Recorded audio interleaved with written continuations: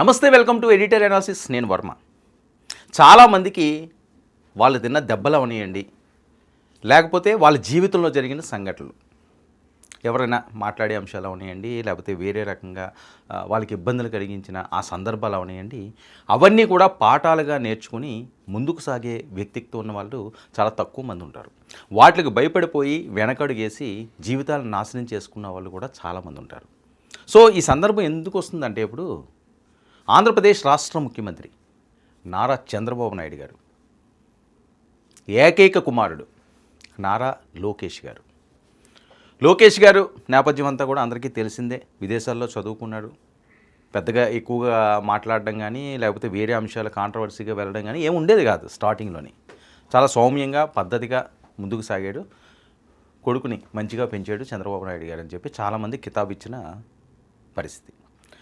So కాలక్రమేణా ఏమైంది, తెలుగుదేశం పార్టీలో కీలక భూమిక పోషించే ఛాన్స్ లోకేష్ గారికి వచ్చింది మీన్స్ ఏంటంటే వారసత్వంగా. మరి చంద్రబాబు నాయుడు గారి తర్వాత ఆయన తదనంతరం ఎవరు ఉండాలి? కొడుకు. ఆయనకి కూడా రాజకీయాలు ఇంట్రెస్ట్. అవునే, భువనేశ్వరి గారు కూడా మేమందరం ఉంటాం కదమ్మా, సరే ఉద్యోగాలు ఇవన్నీ కూడా తర్వాత అంశం, వాళ్ళ వ్యాపారాలు చేసుకోవచ్చు, వేరే రకంగా చేసుకోవచ్చు. కానీ రాజకీయ వారసత్వం అన్నది చాలా కీలకం, చాలా కష్టం కూడా. అందరికీ అది వర్కౌట్ అవ్వదు. సక్సెస్ రేట్ ఎంత ఉంటుందో తెలియదు. జీవితం అంతా కూడా దానికే అంకితం చేయాల్సిన పరిస్థితి. అలాంటి సిచ్యువేషన్లో నారా లోకేష్ గారు చంద్రబాబు నాయుడు గారి బాటలో నడడానికి తను ఎంచుకున్న మార్గం అది. సో ఆయన ఇలా ఎంటర్ అవ్వడమే భయం ఇంకా స్టార్ట్ అయిపోయింది. ఆయనకేమీ రాదు, ఆయనకేమీ తెలియదు, అది ఇది ఈయన అది అని చెప్పి ఇష్టం వచ్చినట్లుగా ఎవరి నోటు దురద వాళ్ళు తీర్చుకున్నారు చాలా దారుణంగా. ఎందుకంటే ఆ వయసులో లోకేష్ గారు వేరే అంశాల్లో ఏదో ప్రశాంతంగా జీవితాన్ని గడపడమో, లేకపోతే వ్యాపార రంగంలో ఇంకా ఉన్నత స్థితికి వెళ్ళడమో, ఇలాంటి వాటి మీద ఎక్కువ ఆలోచించుకోవాలి. ఏదో అలా కాలేజీ నుంచి బయటకు వచ్చినప్పుడు సడన్గా ఎక్కడికో తీసుకెళ్ళి పెట్టేశారనుకోండి, అదేమో అర్థం కాదు కొన్ని రోజుల వరకు కూడా. ఆయనకి అదే పరిస్థితి. ఆ నేపథ్యంలో తడబాటు పడేవారు, కొద్దిగా ఇబ్బందులు పడేవారు. దీన్ని అడ్వాంటేజ్గా తీసుకుని మరింత రెచ్చిపోయి మాట్లాడేవారు. ముఖ్యంగా వైఎస్ఆర్సీపీలో కొడాలి నాని అవనండి, రోజు అవని, ఇలాంటి వాళ్ళందరూ. సరే అయిపోయింది.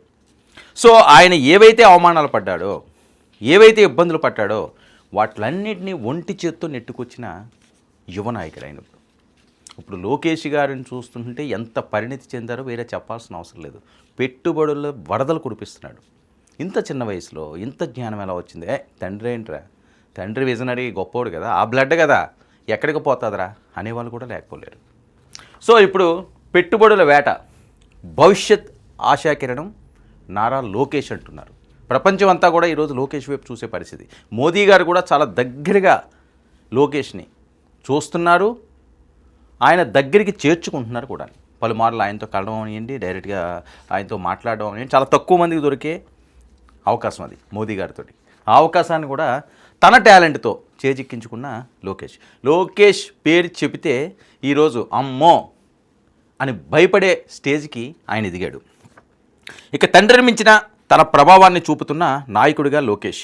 పరిశ్రమలు, పెట్టుబడుల కోసం నిరంతరం విదేశీ పర్యటనలు, పెట్టుబడిదారుల దృష్టిని ఆంధ్రప్రదేశ్ వైపు మళ్లిస్తున్న లోకేష్ తాజాగా అమెరికా టూర్లో బడా పారిశ్రామికవేత్తలతో వరుసగా కీలక సమావేశాలు.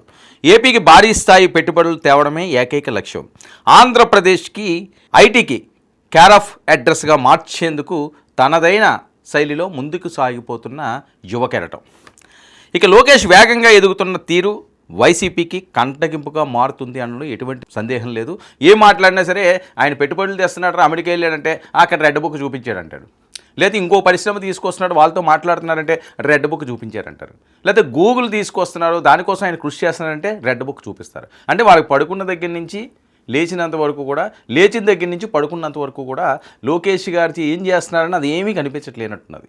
ఓన్లీ రెడ్ బుక్ అంటే రెడ్ బుక్ అంత పోయిస్తుంది అన్నమాట వాళ్ళకి, వాళ్ళ మాటలు వింటుంటే. ఇక లోకేష్ వేగంగా ఎదుగుతున్న తీరు వైసీపీకి ఇబ్బందిగా మారుతుంది. ఒకప్పుడు పప్పు అని వెక్కిరించిన నాయకుడు ఇక ఎంత ఎత్తుకు ఎదగడాన్ని జీర్ణించుకోలేకపోతున్నాడు. మనమే ఇష్టం వచ్చిన అతను మాట్లాడాము, సడన్గా ఆ చేంజ్ వచ్చేసింది, కసి పెరిగిపోయింది, ఎక్కడికో వెళ్తున్నాడు, ఏవేవో చేస్తున్నాడు, ఇలా అయితే ఎలాగా, భవిష్యత్తులో కూడా ఈయన మనకి కొరకరాని కొయ్యిలా ఉంటాడు అని అర్థమైపోయినట్టున్నది. అందుకని ఇప్పుడు అవన్నీ అంటున్నాడు. అప్పుడు మనమే వెక్కిరించే వాళ్ళం ఆ నాయకుడిని, ఇప్పుడేంట్రా బాబు ఎంత ఎదిగాడని. ఇక అమెరికా పర్యటనలో నారా లోకేష్ టెక్ ప్రపంచ దిగ్గజాలతో వరుస భేటీలు. తన స్థాయి ఏంటో మరోసారి రుజువు చేశారు. ప్రత్యర్థులకు ఇది చెంపదెబ్బ. గూగుల్, అడోట్, ఇన్విడియా వంటి ప్రపంచ స్థాయి సంస్థల సీఈఓలతో నేరుగా చర్చలు. ఏపీలో ఉన్న అవకాశాలను బలంగా ప్రజెంట్ చేశారు. గూగుల్ సీఈఓతో కలిసి పెట్టుబడులపై చర్చలు. ఇక ఏపీలో పెరుగుతున్న టెక్ ఎకోసిస్టమ్, అవసరమైన వనరులు, భవిష్యత్ అవసరాలను వివరించి పెట్టుబడిదారులను ఆకట్టుకున్నారు. విశాఖలో గూగుల్ డేటా సెంటర్ పెట్టుబడికి ప్రత్యేకంగా కృతజ్ఞతలు తెలుపుతూ ఇలాంటి మరిన్ని ప్రాజెక్టులకు రాష్ట్రం సిద్ధంగా ఉందని ఆయన సూచించారు. వాళ్ళని ఇక్కడ పెట్టుబడులకి ఆహ్వానిస్తున్నాడు. ఇక IT, green energy, quantum computer వంటి హై అండ్ రంగాల్లో ఏపీలో భారీ పెట్టుబడులకు లోకేష్ ఆహ్వానం ఇచ్చారు. జెట్స్కార్ సీఈఓతో సమావేశం. విశాఖలో సైబర్ సెక్యూరిటీ R&D సెంటర్లు ఏర్పాటు చేయాలని అభ్యర్థించారు. ఇక సేల్స్ ఫోర్స్ ఈవీపీలతో కీలక చర్చలు జరిపి విశాఖలో గ్లోబల్ క్యాపబిలిటీ సెంటర్ ఏర్పాటు చేయమని ఆహ్వానం తెలిపారు. ఇక రిగెట్టి కంప్యూటింగ్ CTO భేటీలో అమరావతి క్వాంటమ్ వ్యాలీగా తీర్చిదిద్దే రీసెర్చ్ యూనిట్ ప్రతిపాదనను ఆయన ముందు పెట్టారు. ఇక కాన్వా సంస్థను క్రియేటర్ ల్యాండ్ స్కిల్ డెవలప్మెంట్ ప్రాజెక్టుతో భాగస్వామికు ఆహ్వానించిన క్రియేటివ్ ఎకోసిస్టమ్ను బలోపేతం చేసే దిశగా అడుగులు కూడా వేశారు. ఇక ఓమియం సంస్థను ఏపీలో ఎలక్ట్రోలైజర్ తయారీ యూనిట్ ఏర్పాటు చేయమని కోరారు. ఇక అన్ని సంస్థలు ప్రతిపాదనలు సానుకూలంగా స్పందించి ప్రతిపాదనలను యాజమాన్యంతో చర్చిస్తామని హామీ ఇవ్వడం లోకేష్ దౌత్యానికి పెద్ద ప్లస్.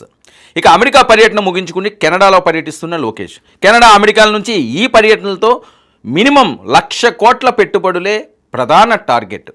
విదేశాల్లో తిరుగుతూ పరిశ్రమను ఆహ్వానిస్తున్న లోకేష్ తండ్రికి తగ్గ తనయుడిగా అభివృద్ధి విధానాన్ని మరోసారి నిరూపిస్తున్నారు. గతంలో చంద్రబాబు హైదరాబాద్ను టెక్ హబ్గా మలిచినట్లే ఇప్పుడు చిన్నబాబు అదే బాటలో ఆంధ్రప్రదేశ్ గ్లోబల్ మ్యాప్పై నిలబెట్టే ప్రయత్నంలో దూసుకుపోతున్నారు. ఇక జగన్ హయాంలో ఒక్క పెద్ద పరిశ్రమ కూడా రాలేదు. పప్పు అని తాము ఎగతాళి చేసిన లోకేష్తో ప్రపంచ టెక్ దిగ్గజాలు కూర్చోవడం చూసి వైసీపీ శ్రేణులు ఆశ్చర్యపోతున్నారు. ఇది కదా దమ్మంటే, ఇది కదా తన సత్తా ఏంటో ప్రత్యక్షంగా చూపించడం అంటేని. లోకేష్ ఎలాంటి వాళ్ళండి? ప్రపంచాన్నే శాసించగలిగే దిగ్గజాలతోటి యువనాయకుడు నిన్న మొన్న రాజకీయ పాఠాలు నేర్చుకున్న వ్యక్తి ఈరోజు వెళ్ళి అక్కడ తన పవర్ ఏంటో చూపిస్తున్నారు. ఆంధ్రప్రదేశ్ ఏంటో వాళ్ళ కళ్ళ కట్టినట్టు చూపిస్తున్నారు. పరిశ్రమలు తీసుకొస్తున్నారు. సో ఇప్పుడు అనగలరా? ఇప్పుడు ఆయన గురించి మాట్లాడగలరా? సరే, మనకు అధికారం ఉంది కదా, వేరేది ఉంది కదా, మన ఎవడో ఏమి చేయలేడు, మన ఎవడో ఏమీ అనలేడు, మనం ఆడింది ఆట పాడింది పాట అన్నది రాజకీయాల్లో శాశ్వతంగా ఉండదు. కొంతకాలం మాత్రమే అది మీకు ఇచ్చే అవకాశం. ఆ అవకాశాన్ని మీరు సద్వినియోగం చేసుకుంటే అద్భుతంగా ముందుకు సాగుతారు. దాన్ని దుర్వినియోగం చేసుకుంటే ఎగ్జాంపుల్ మొన్న వచ్చిన రిజల్ట్. సో సద్వినియోగం ఎలా చేసుకోవాలో నేర్చుకున్న లోకేష్ ఇప్పుడు దూసుకుపోతున్నారు. ప్రపంచమే ఆంధ్రప్రదేశ్ వైపు చూసే విధంగా లోకేష్ చొరవ శభాష్ చిన్నబాబు అంటుంది.